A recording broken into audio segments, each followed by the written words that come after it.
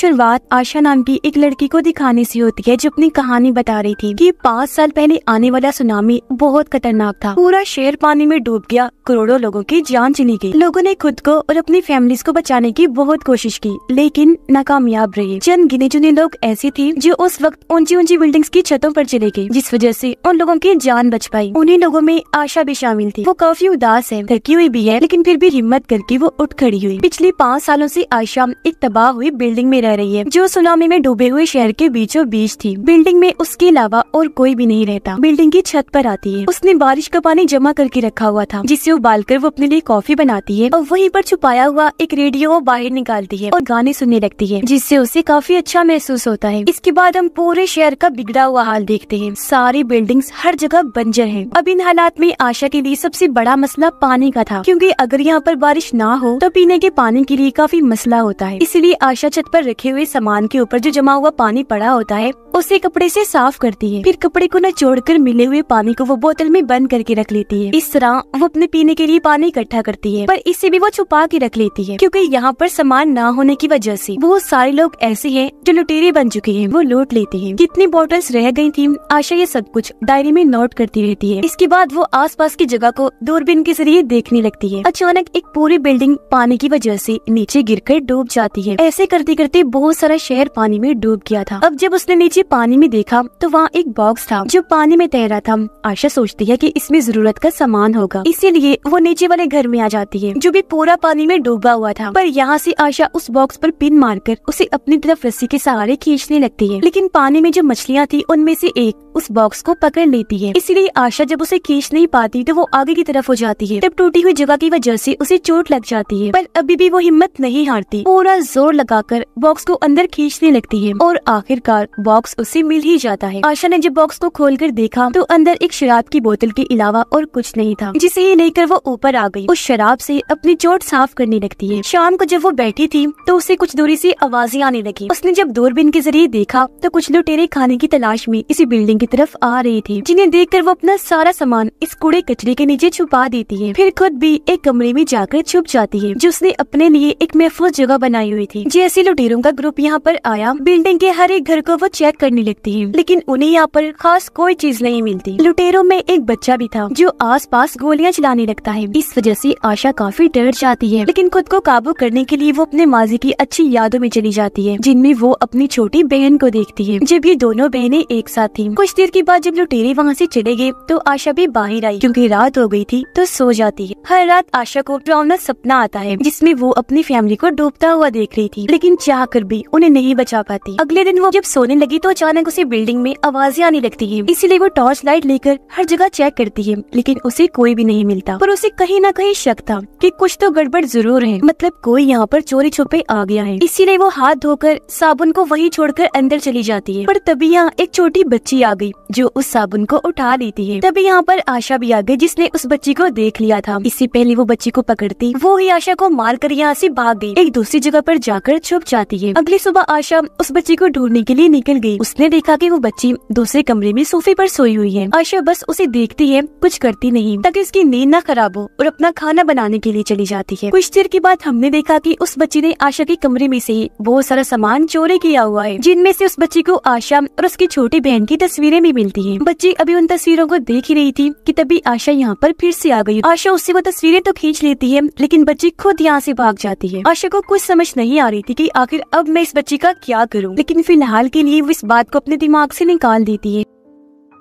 बच्ची अभी भी नीचे वाले कमरे में थी, जहाँ बहुत सारा पानी भरा हुआ था। आशा को भी क्योंकि उस बच्ची पर तरस आ रहा था, तो वो उस बच्ची के लिए नूडल्स बनाकर नीचे लेकर जाती है। पता नहीं बच्ची ने कब से खाना नहीं खाया, यही सोचकर आशा उसे नूडल्स देने लगती है। बच्ची आशा से नूडल्स नहीं लेती, इसलिए वो उन्हें वहीं रख के ऊपर अपने कमरे में चली जाती है, जिसके बाद बच्ची भी उन्हें खा लेती है। अब अगले दिन वो बच्ची शुक्रिया के तौर पर आशा को वो सारा सामान लौटा देती है जो उसने आशा के कमरे से ही चुराया था। बच्ची खाने में आशा की नकल कर रही थी, मतलब नूडल्स कैसे खाने नहीं है, कैसे ऊपर करना है, जो देखकर आशा भी काफी हंसने लगती है। अब काफी वक्त के बाद आशा के चेहरे पर मुस्कुराहट आई थी, पर क्योंकि काफी सालों से उसने किसी से बात नहीं की थी, तो फिलहाल वो बच्ची से भी कोई बात नहीं करती और रात में अपने ही कमरे में उस बच्ची का भी बिस्तर अपने साथ लगा देती है। पर बच्ची को नींद नहीं आ रही थी और वो रोने लगती है, कहती है कि मुझे अपने मॉम डैड की बहुत याद आ रही है। जो देखकर आशा पहली बार उससे बात करती है, कहने लगी कि तुम घबराओ नहीं, हम तुम्हारी मॉम डैड को ढूंढ लेंगे। तभी हम बच्ची भी उससे बात करती है,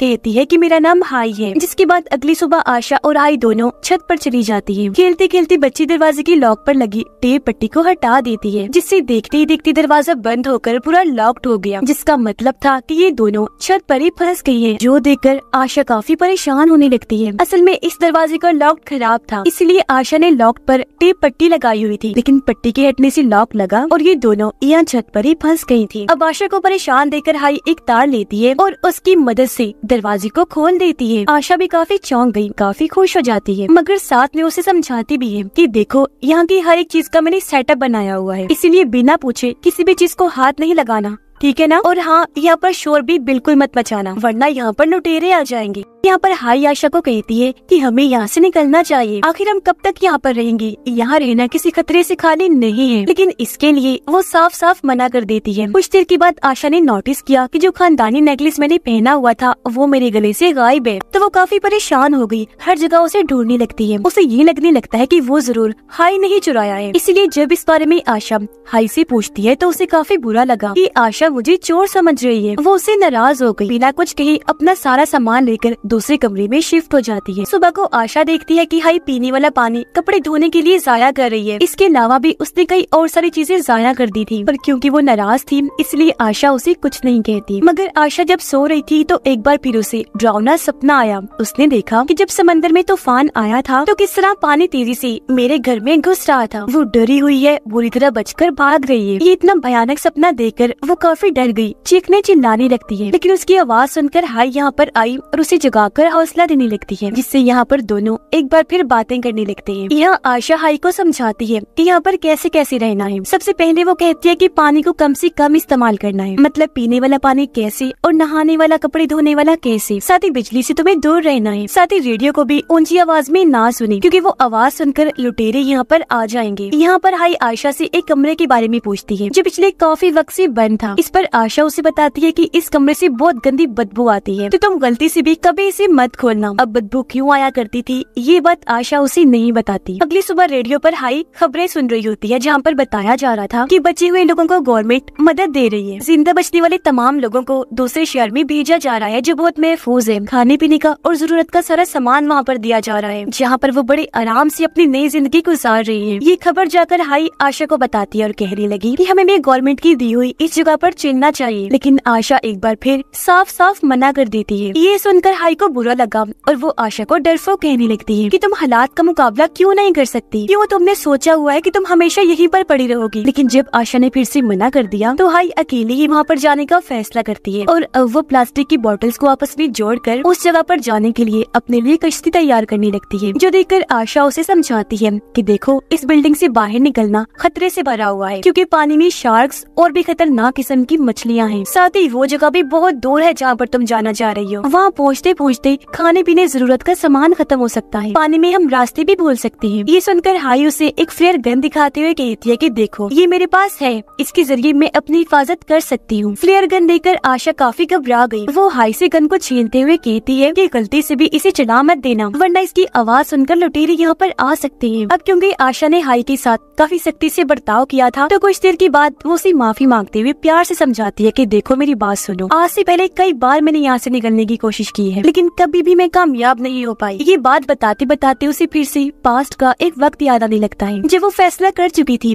कि मैं अपने घर को छोड़ दूंगी, क्योंकि उसके मॉम डैड घर में लाई गई चीज सबसे पहले उसकी छोटी बहन को दिया करती थी, जिस बात की वजह से उसे बहुत गुस्सा आया करता था और वो अपनी बहन से जलती थी। यही वजह है कि उसका ताल्लुक अपने मॉम डैड के साथ भी बिल्कुल अच्छा नहीं था। अपने माँ बाप का ऐसा सलूक देखकर वो काफी तंग आ गई थी। हमेशा उसकी छोटी बहन को ही अहमियत दी जाती। इस बात को लेकर अक्सर उसका अपने मॉम डैड से झगड़ा हो जाया करता था, तो आज वो घर छोड़कर निकल जाती है। मगर तब आशा की बहन ने उसे जाने से रोक लिया था। प्रेजेंट टाइम में आशा देखती है कि उसका वो नेकलेस वहाँ पर गिरा हुआ है जो टूटकर गले से गिर गया था, यानी कि इसमें हाई की कोई गलती नहीं थी, उसने नेकलेस नहीं चुराया था। जिस बात से आशा को काफी शर्मिंदगी हुई और वो हाई से माफी मांगती है। अगले दिन क्योंकि काफी बारिश हुई थी तो इन्होंने पीने का ढेर सारा पानी जमा कर लिया था। लेकिन इस भाग दौड़ में एक दिन आशा को एहसास हो गया था कि ये जगह ज्यादा दिन के लिए महफूज नहीं है, बेहतर यही होगा कि हमें यहाँ से निकलना चाहिए और गवर्नमेंट की दी हुई उस जगह पर रहना चाहिए। तो वो भी अब हाई की बात मान जाती है। उस जगह पर जाने के लिए कश्ती बनाने में उसकी मदद करने लगी। पास्ट के एक सीन से हमें पता चला कि जब आशा ने घर छोड़ा था तब उसके साथ उसकी बहन भी थी। जहाँ तभी अचानक सुनामी आ गई, जिस वजह से हर तरफ अफरा तफरी मच गई। लोग डरकर घबराते हुए इधर उधर भागने लगे और आशा को इस बात का बहुत दुख होता है कि मैं अपनी बहन को नहीं बचा पाई। वो इस बात को याद करके प्रेजेंट टाइम में दुखी हो रही थी, पर उसे ये सोचकर तसल्ली हुई कि अब मुझे एक दूसरी बहन मिल चुकी है हाई के रूप में। इसीलिए अगली सुबह वो हाई को अपना वो नेकलेस दे देती है गिफ्ट के तौर पर। खैर अब कुछ दिन के बाद इनकी छोटी सी कश्ती उस जगह पर जाने के लिए तैयार हो जाती है जहाँ ये दोनों निकलने के लिए बिल्कुल तैयार हो गई थी। लेकिन यहाँ पर गलती से हाई से रेडियो ऑन हो जाता है, जिसकी आवाज सुनकर लुटेरे यहाँ पर घुस आते हैं, जो देखकर ये दोनों जल्दी से अपना सारा सामान छुपा देती है और हाई जल्दी से जाकर लकड़ी की बनी हुई नकली दीवार में जाकर छुप जाती है, जबकि आशा उसी पुरानी स्मेल वाले कमरे में जाकर छुप जाती है। लुटेरे यहाँ पर आकर हर घर में पड़े हुए सामान को बखेरने लगते हैं और जो जो खाने पीने के सामान उन्हें मिल रहे थे वो उन्हें अपने पास रख लेती है। जिस दौरान उस नकली दीवार में छुपी उन्हें हाई भी मिल जाती है। लुटेरे उसे पकड़ लेते हैं, जिस वजह से वो चीखने चिल्लाने लगी। उसकी आवाज आशा भी सुन पा रही थी, लेकिन वो बहुत ज्यादा डरी हुई थी। उसे समझ नहीं आ रही थी कि आखिर मैं कैसे हाई को बचाने जाऊँ। अब लुटेरे इनकी उस कश्ती को भी तोड़ देते हैं, जिसके बाद वो स्मेल वाले कमरे में चले गए। जबकि आशा को यहाँ पर फिर से उसके पास्ट का सीन याद आने लगता है, जिसमें उसने देखा कि मैं और मेरी बहन किस तरह खतरे में थे, पर चाहकर भी मैं उसे नहीं बचा पाई। लेकिन प्रेजेंट में वो अपने आप से कहती है कि वो गलती अब मैं दोबारा नहीं करूंगी और अब वो बड़ी हिम्मत करके बाहर आ जाती है ताकि हाई को बचा सके। उसके पास फ्लेयर गन थी, इसलिए एक आदमी जो उसके पास आया था वो उसे मार देती है। फिर वहाँ से भागकर दूसरे घर में आ गई, जहाँ वो लुटेरों को फंसाने के लिए एक ट्रैप जाल बिछाती है और वहाँ पर रेडियो ऑन कर देती है। आवाज सुनकर 2-3 लुटेरे अंदर आए, तब मौका देकर आशा उन पर हमला कर देती है, उनसे लड़ने लगी और इन सब आदमियों को मार देती है। अब लुटेरों के हेड ने हाई को पकड़ लिया था, तो अब वो आशा को ढूंढने के लिए अपने और आदमियों को भेजता है, जिस वजह से आशा एक बार फिर उस स्मेल वाले कमरे में छुपने के लिए चली जाती है। यहाँ पता चला कि उस कमरे में स्मेल क्यों थी। दरअसल यहाँ पर बहुत सारी लाशें पड़ी हुई थी जो गल सड़ गई थी और बदबू उन्हीं में से आ रही थी। पर 2 दिन लाशों को सामने आशा नहीं रखा था, क्योंकि ये उसका प्लान था। पहले वो लाशों की मदद से लुटेरे को डराती है, जिसके बाद खुद सामने आकर उसे जान से मार डालती है। उसे खत्म करने के बाद आशा उसका चाकू छीन लेती है और उसके बचे हुए साथियों को भी मार डालती है। और अब वो पहुंच जाती है लुटेरों के हेड के पास, जो दरअसल एक शिप पर था, जहाँ हेड के साथ भी आशा की काफी लड़ाई होती है, जिस दौरान ये तीनों ही गलती से पानी में गिर जाती है। अब इससे पहले शार्क यहाँ पर आती, आशा जल्दी से हाई को लेकर एक जगह पर जाकर छुप जाती है। और अब जब लुटेरा पानी में था तो यहाँ पर एक बड़ी सी शार्क आ गई, जो एक ही झटके में लुटेरे का काम तमाम कर देती है, जिंदा ही खा गई। जिसके बाद दोनों जल्दी से लुटेरों के शिप पर चढ़ गए, जिससे आखिरकार दोनों की जान बच जाती है। ये शिप काफी अच्छी थी, यहाँ पर खाने पीने और किसी चीज की तंगी नहीं थी। जबकि आशा इस रात पहली बार डरावने सपने के बगैर सो पाती है। सुबह जब दोनों उठी तो उनके चेहरों पर मुस्कुराहट थी, क्योंकि अब उन्हें अपनी एक नई जिंदगी दिखाई दे रही थी। दोनों एक जगह पर खड़ी होकर उम्मीद भरी नजरों से आगे देखने लगती है। और इसी के साथ ही ये कहानी भी इधर ही खत्म हो जाती है।